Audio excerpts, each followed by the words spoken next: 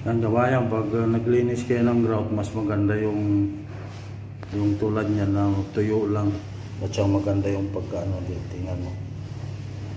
Yan. At tapos na kabayan yung tiles natin.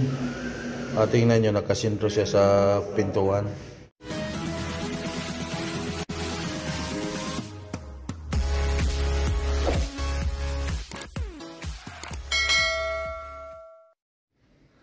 Magandang araw bayan. Magandang araw sa inyong lahat. Kumusta tayong lahat kabayan? Sana okay lang tayo. Salamat sa inyong suporta kabayan. At nagpapasalamat ako ng marami sa inyo. Siya nga pala kabayan, ngayong araw ang gagawin natin, magkakabit tayo ng floor tiles, kitchen area. Kasi malay nyo, magkabit din kayo pagdating ng mga panahon. Alam nyo na yung gagawin nyo. Tara kabayan, samahan nyo ako. At huwag nyo kalimutan mag-subscribe sa channel ko kabayan. At hit nyo yung notification bell para updated kayo sa lahat ng upload kong video. Tara kabayan. Ito yung tiles para sa wall. 13 square meter ito kabayan. Ito yung design ng wall tiles. Ito naman yung para sa flooring.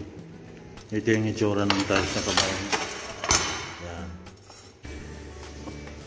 Ito kumukuha sila ng kabayan. Yung kasama kong Nepal. Kumukuha ng bunga ng malunggay. Ayan. Asaw. Maraming bunga kabayan. Ayan. Sa taas maraming bunga. Ayan. Nepali! Hindi matutuwa. Ayan. Yala.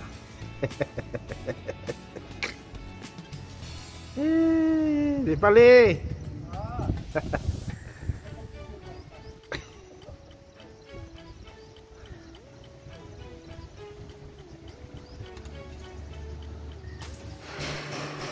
Tora ikinci bar sumun, ikinci. Kitna? 1 centi? Oh torak bar ko. Ijada. Tora under deh. Oh esa bas. Dah मेरे को kasih deh.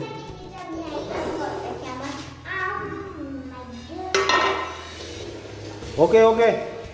Maro.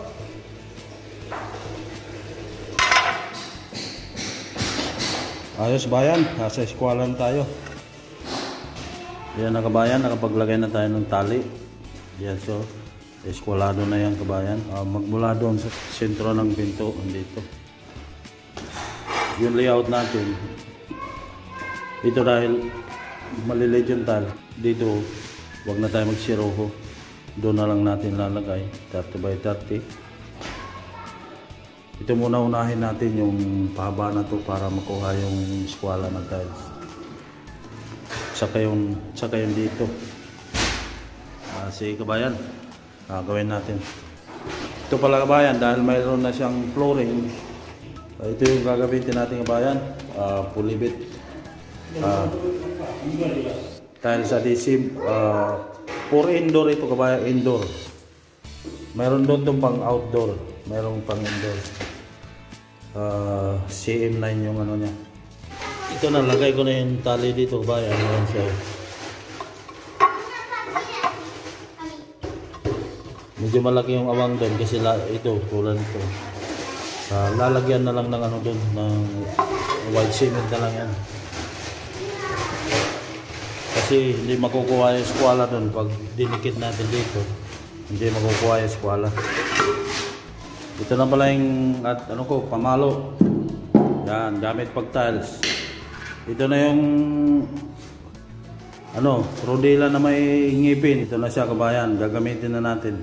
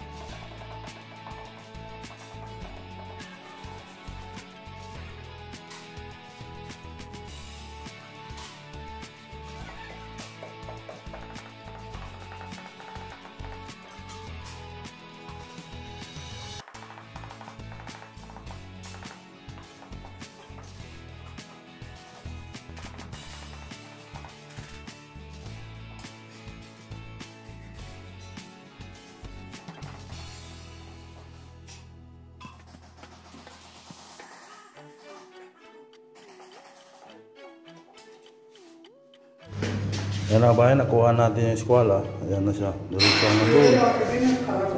Ayan. Sige, gawin natin. Doon naman tayo lagay. Papunta dito. Ito. Huli na lang ito. Pero hindi yan siruho kabayan. Buo yung ilalagay dyan.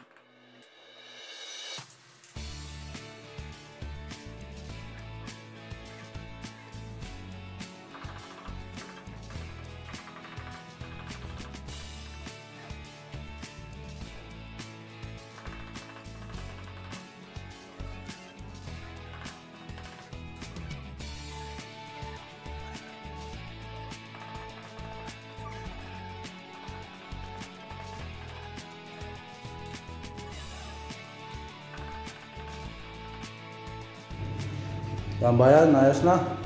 Tingnan natin kung magtatagpo yung dugtungan. Tapos na dito.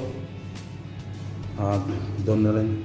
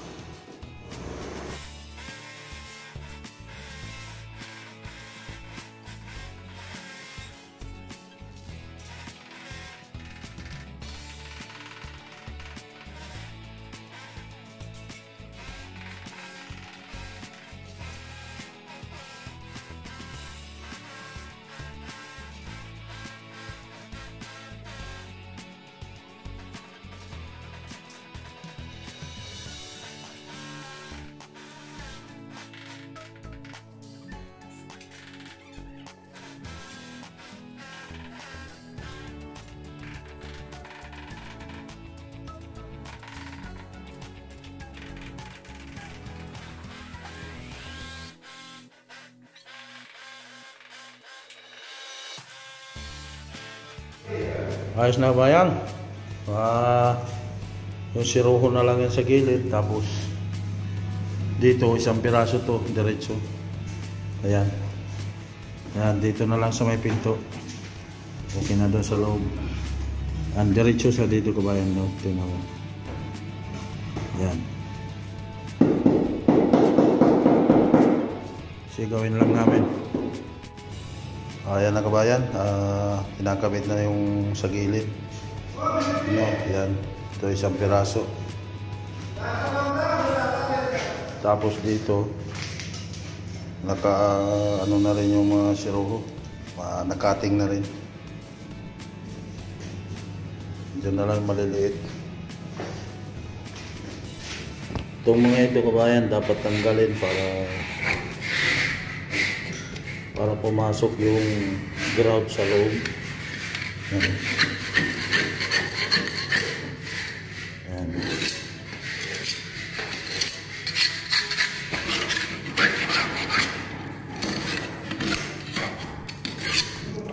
Yan, tapos na kabayan yung tiles natin. Tingnan nyo, nakasintro siya sa pintuan. Diba? Yan, diretso doon. Tapos, hindi ito buo. Pupunta doon. Yan. Yan, okay na siya kabayan. Tingnan yung design, okay ba? Pag-grout na lang yan kabayan. Tatapos na. Grout na lang kulang. Sige kabayan, gira-grout lang namin para matapos. Ayos na yung tiles natin bayan. Tingnan nyo, ganda no? Lalagyan na ng grout. Punta doon. Ganda ba bayan? Yan.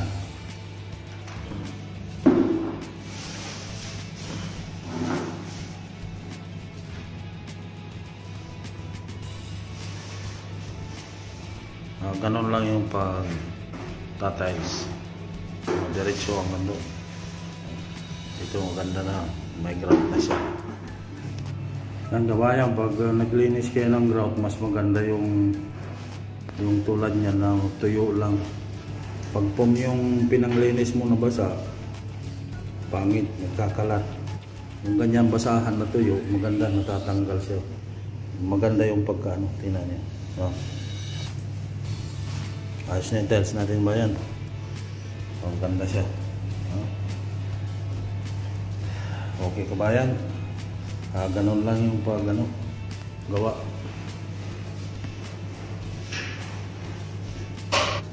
Yan, kabayan, okay na yung tiles natin. Ayan, kita nyo? Ganda siya. Yung guhit-guhit niya, sunod-sunod.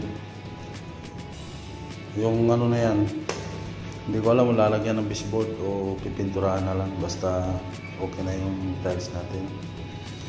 Okay kabayan, maraming salamat sa inyo.